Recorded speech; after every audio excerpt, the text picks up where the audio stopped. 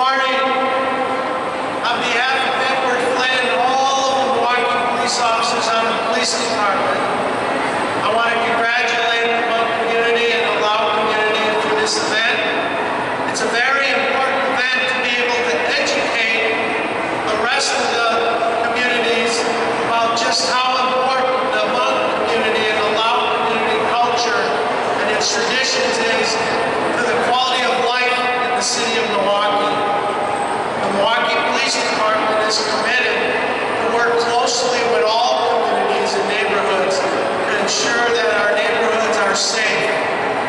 And in order to do that, that involves respect and cooperation between law enforcement and its citizens.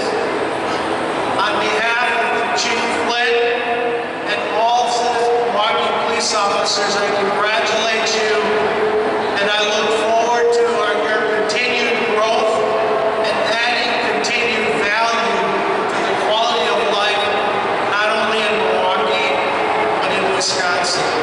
God bless you all. Merry Christmas.